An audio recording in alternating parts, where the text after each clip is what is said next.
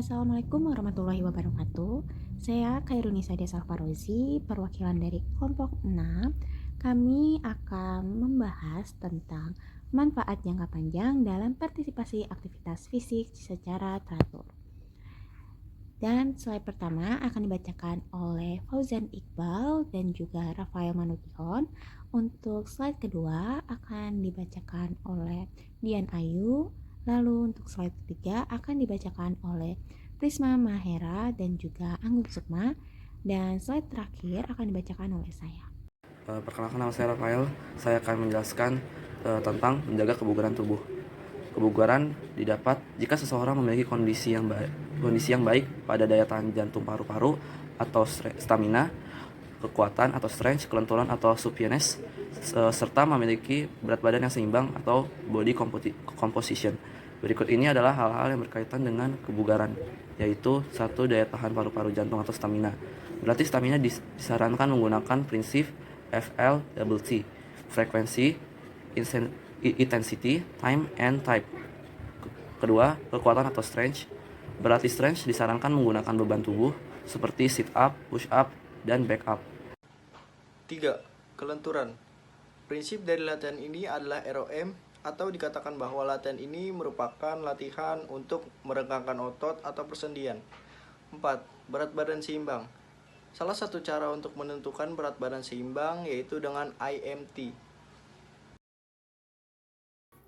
Program aktivitas fisik. Program aktivitas fisik merupakan sebuah rangkaian yang disusun berdasarkan kebutuhan atau hak dan kewajiban yang harus dilakukan. Program aktivitas fisik memiliki hubungan segitiga yang saling terkait dengan dua program lainnya, yaitu pola makan dan istirahat.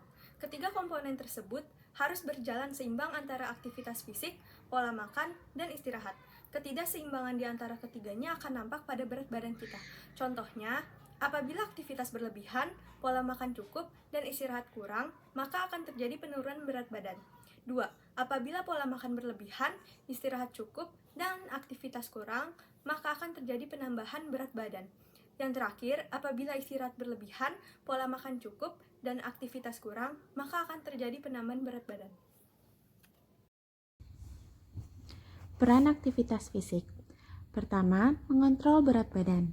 Selama aktivitas fisik seimbang dengan makanan yang dikonsumsi, maka berat badan akan stabil. Kedua, menjaga kesehatan dan mengurangi risiko terkena penyakit. Melakukan kombinasi fisik secara rutin dan teratur dapat menekan risiko terkena penyakit. Yang ketiga, mood booster. Aktivitas fisik dapat menjadi cara yang menyenangkan untuk menghabiskan waktu baik sendiri ataupun bersama-sama. Warahmatullahi wabarakatuh. Perkenalkan, nama saya Prisma Zara Mahera dari kelas 11 Perhotelan. Saya ingin melanjutkan presentasi dari peran aktivitas fisik yang nomor 4. Nomor 4 itu adalah meningkatkan energi dan kebugaran. Meningkatkan energi dan kebugaran itu merupakan aktivitas fisik secara teratur meningkatkan pasokan oksigen dan nutrisi ke jaringan hingga meningkatkan energi dalam tubuh. Yang kelima itu memperbaiki kualitas tidur. Artinya adalah kita harus memaksimalkan usaha tidur kita untuk aktivitas fisik secara teratur akan membantu kita untuk tidur lebih cepat. Yang keenam adalah meningkatkan kesehatan mental dan otak. Upaya untuk meningkatkan kesehatan mental dan otak adalah olahraga teratur juga efektif untuk mengurangi stres, kecemasan, ataupun depresi. Jadi, upaya yang dilakukan dalam meningkatkan kesehatan otak dan mental itu harus olahraga yang teratur juga efektif untuk mengurangi stres, kecemasan, ataupun depresi. Terima kasih.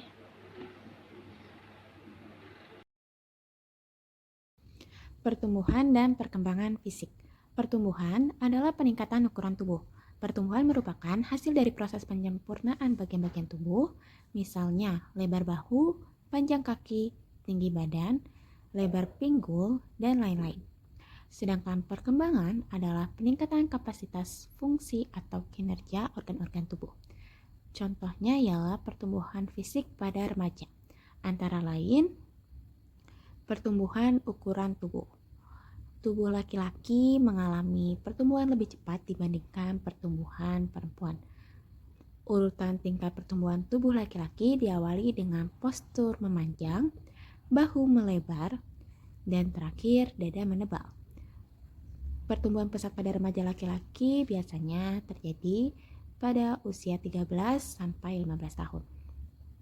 Sedangkan pada pertumbuhan perempuan diawali pelebaran pinggul, kemudian menebal, lalu dada semakin membesar.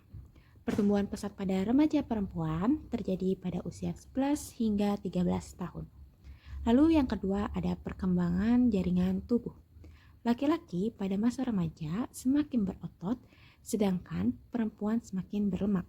Hal ini yang akan membedakan karakter jaringan otot, tulang, dan lemak pada laki-laki dan perempuan.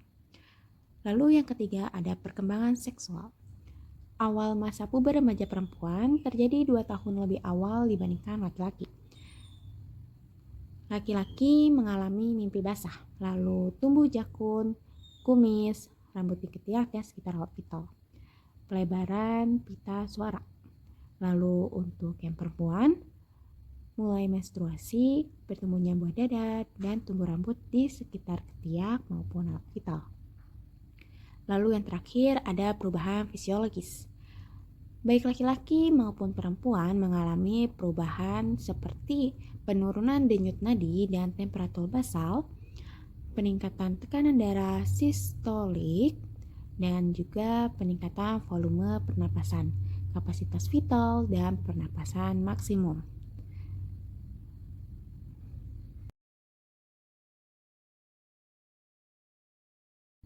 Sekian pembahasan kami tentang manfaat jangka panjang dalam partisipasi aktivitas fisik secara teratur. Apabila ada salah kata, mohon dimaafkan. Wassalamualaikum warahmatullahi wabarakatuh.